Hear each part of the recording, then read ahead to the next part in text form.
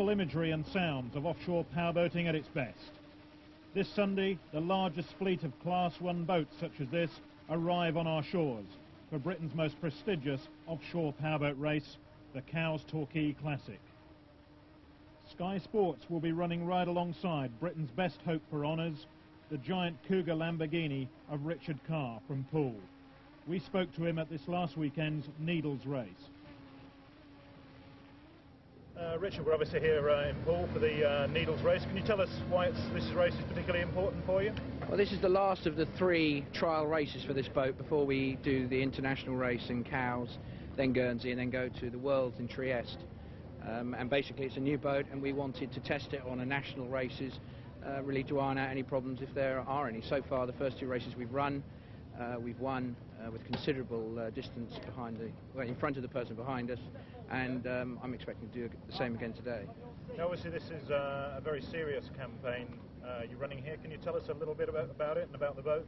Well, the boat is a 40-foot Cougar catamaran. It's been built as an all-round boat rather than a sprint boat. A lot of people have tended to go for high speeds all the time in powerboat racing, which isn't what wins races. Reliability and relatively high speed wins it, and a boat that can cope with all types of different sea. Now, today it's probably going to be a little calm for this boat, but I mean, most races invariably are rougher than people like to think they're going to be, and this boat will cope with that sort of thing. I mean, it's powered by 2-valve Lamborghini engines.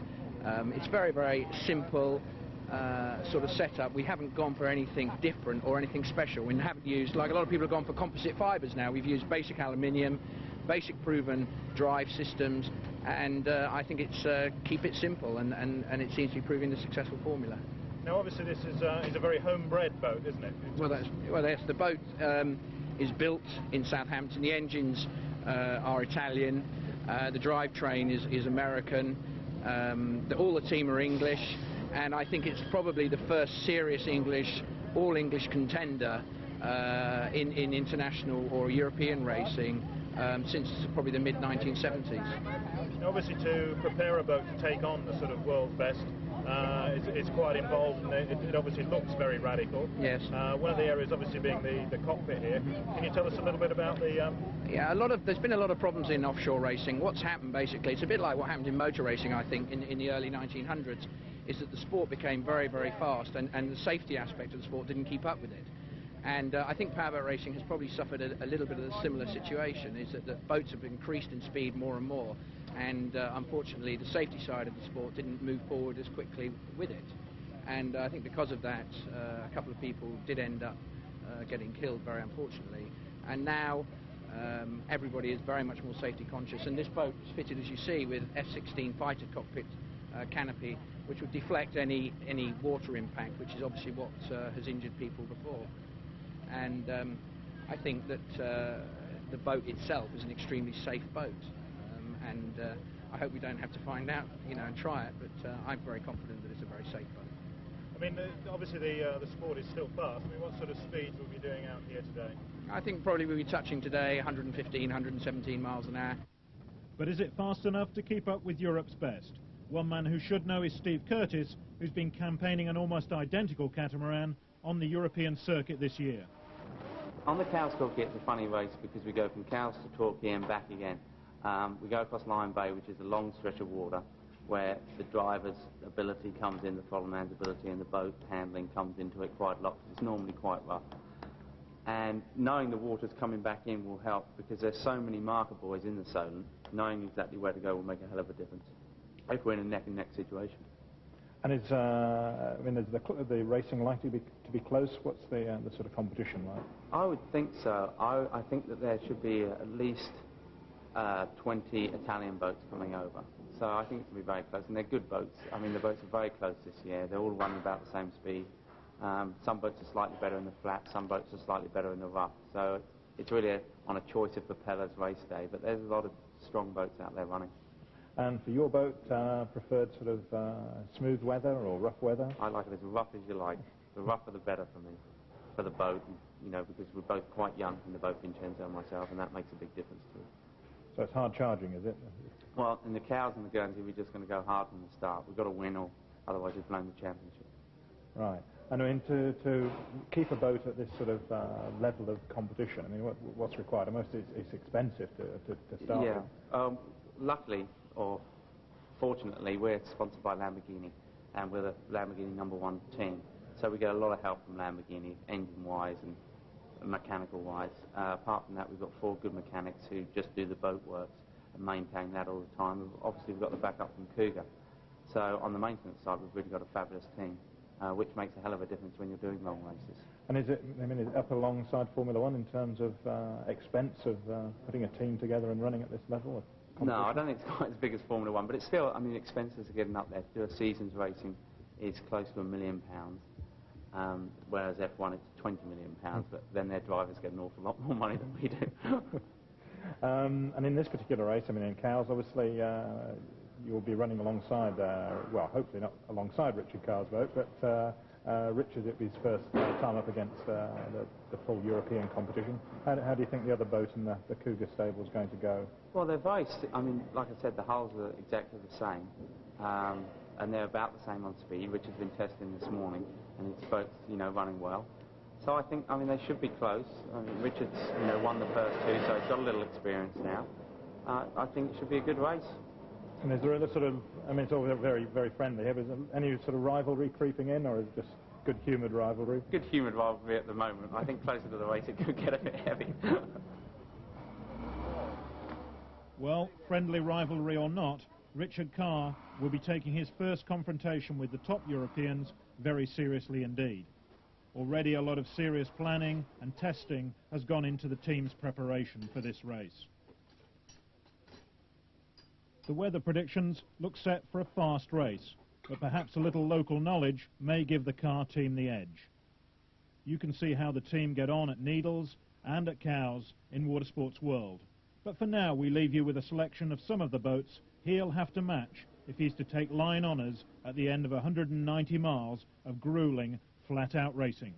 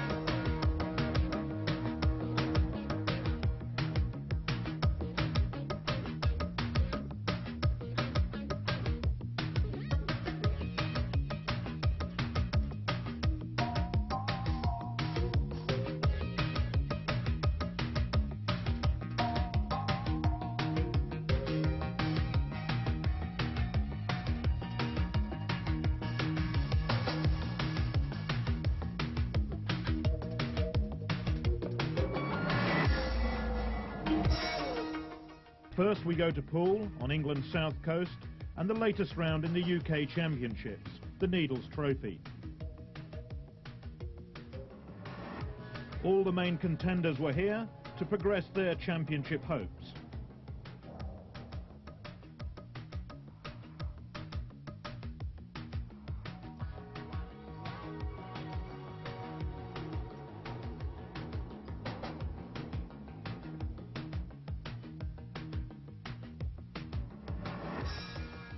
First, we spoke to John Clark about how his season had been going so far.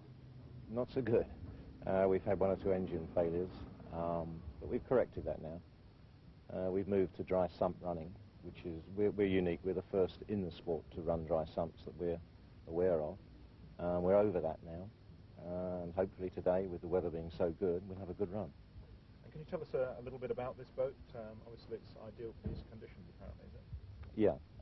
It's a good all-round boat. It runs well in rough water. But today, with the forecast being force 3, hopefully the seas will only be 4 feet, maybe 5 feet maximum. That's on the long leg from Old Harry to the Needles. Yeah, we're very optimistic today. And what sort of, why is this particular boat ideal for the sort of conditions today? Can you tell us a little bit about that? Length, 40-foot boat. The depth of freeboard is adequate. It's a reasonably heavy boat. We drive it hard. That's it, really. And what about the sort of power you've got in this boat? What sort of power and what sort of speeds is this boat? The power now is about 850 horsepower per engine. We're only on 1700 horsepower. Fuel consumption is about 110, 115 gallons an hour, and the speed is around 115, 118 miles per hour. And we're going to be seeing that sort of speeds today, do you think? I don't think it'll be necessary today. I would think you'll see speeds of 110 today, maybe 112. Now this is all presumably part of your build-up to doing the Cowes Torquay? And that's right, and that's in another week's time, yeah. Can you tell us what your sort of, how the sort of build-up's been going, or what sort of plans are for today? Well, the plans for today are to win and to finish, obviously. If we talk about Cowes, that's a different animal because 230 miles marathon non-stop. And across Lyme Bay, 20 miles off the shore, it can be hellish out there. You can see enormous seas that you would imagine in mid-Atlantic. That is the race to win. Richard Carr's Cougar Lamborghini team are also here for this race. As well as Class 1 contenders such as Richard Carr, the main Class 2 racers are here as well. Dave Allenby, hoping to overcome the engine problems he's had with his new catamaran. And the Marston Hotels team, with Glyn Evans and Chris Scraggs, will be trusting that their reliability will help them increase their lead in the championships. Providing an interesting test for both of them will be Daniele Scioli, who is current leader of the European Class 2 Championships. Poole is a round of that championships, and if he wins here, he will clinch the title. This is a particularly impressive feat for Daniele, as he lost one arm in a powerboating accident some 18 months ago.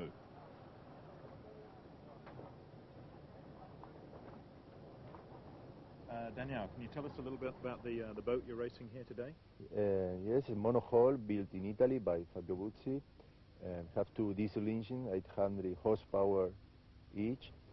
It goes quite well in the rough sea, so we are looking for some more wind today. And this is a very important race for you in the series so far. Can you tell us why?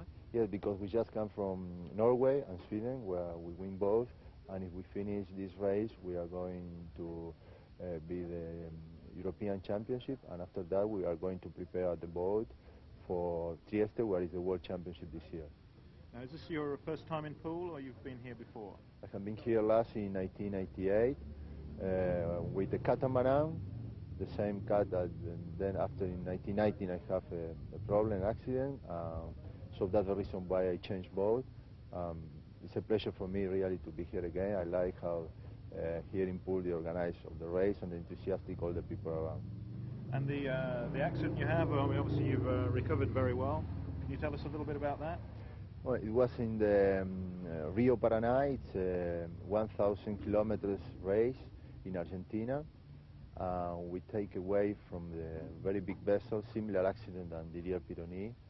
The boat jammed, and when it fell down, it was totally destroyed, and it affected, I lost my arm there.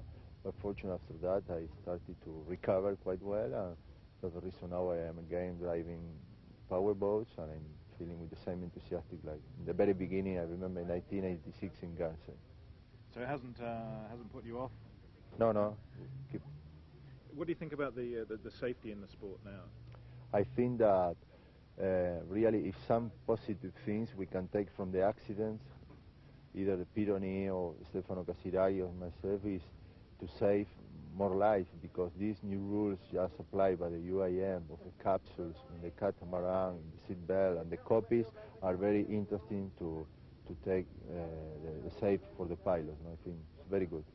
So you think safety's improved? Yes, I think it has improved a lot. The same that has happened with the Formula One in the early 1980, Really, it has been growing so far, the sport, that is necessary now to readapt it to the new speeds of the boats.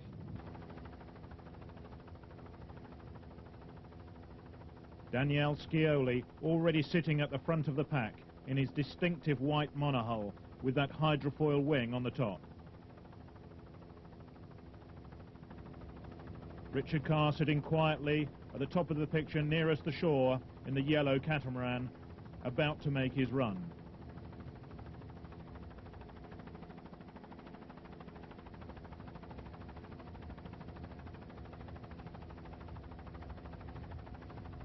And now all the pack start to wind their engines up to full power to begin this race opposite the Bournemouth Pier.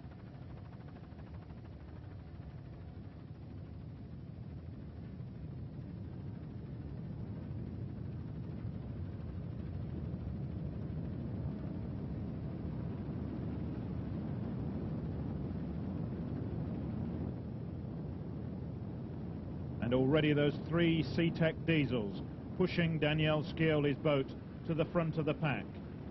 But Richard Carr starting to wind on the power in the Big Cat. As they pass Bournemouth Pier, they roar away together, with Dave Allenby in the Class 2 Cat in hot pursuit, followed by the rest of the pack. Geoff Purves in Hospitality Inn, the Marston Hotels Cat, and the Alpina Racing Monohull. Also in monohulls, chasing hard, the Hunt and Atlas team and the J&B Whiskey team. And as they head out into deeper water, it's Richard Carr who's already charging to the front with no opposition.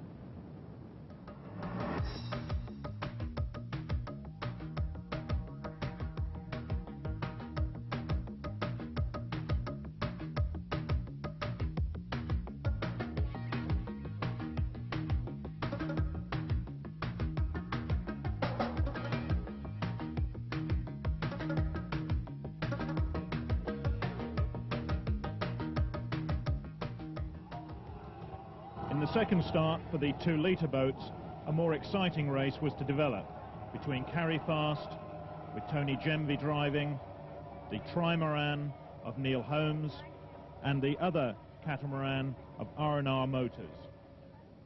At the front of the field, however, the pattern for the whole race was being set. Richard Carr and Peter Currington, his driver, were already well in the lead. Daniele Scioli, charging behind in second place, looked well on his way to the European title.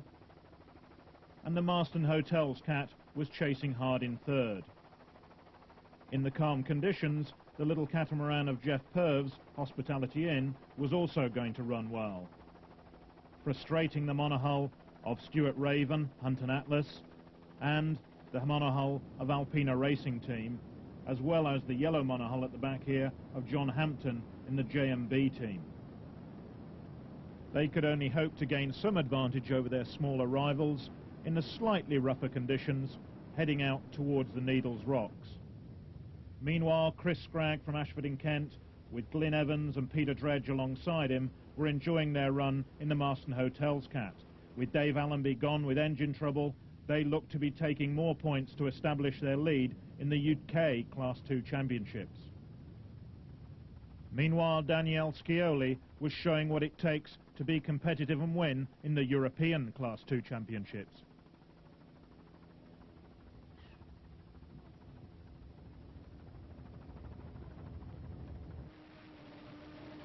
With the only possible rival in Class 1, John Clark, not even making the start line due to engine problems, this was another open run for Richard Carr.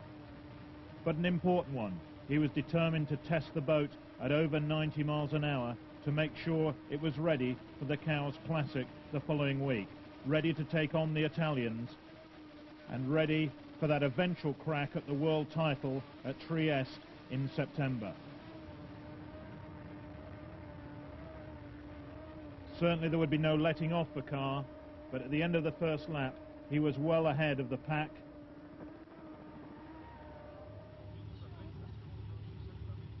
With Daniele Scioli coming past in second place and showing at the same time there is unlikely to be any British contenders to challenge him for the Class 2 World Championships, which will be decided in Trieste at the same time.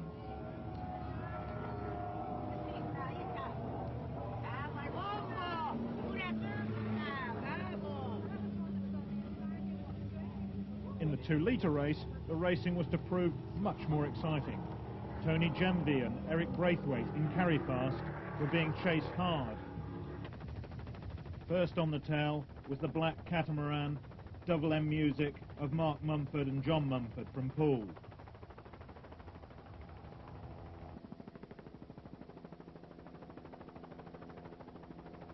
But also still in the chase was the trimaran of Neil Holmes and Jim Cox from South Godson Sports Boats.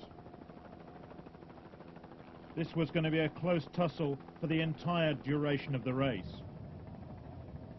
Tony Gemvie had all the experience of being the 1990 UK champion, but this was being matched by the just raw enthusiasm of Mark Mumford.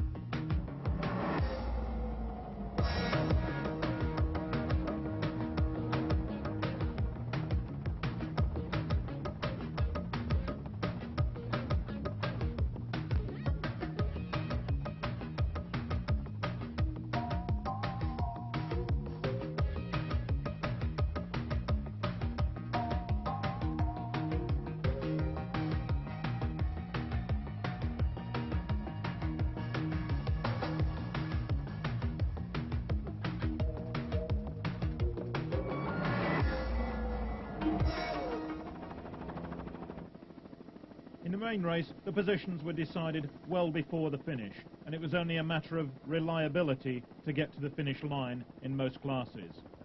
But in the 2-litre race, nothing was going to be decided until the very last turn. Tony Gemvie and Eric Braithwaite in Carry Fast had finally shaken off Mark Mumford in Double M Music, but now it was Neil Holmes and Jim Cox in their trimaran who were pushing hard to finally steal the honours on the line.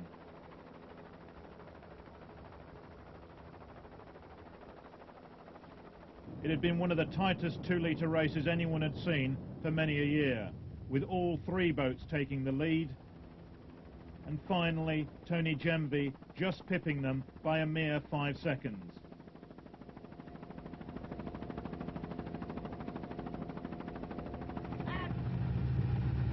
In the end, Daniel Scioli's placing gave him that European Championship title he'd fought so hard for.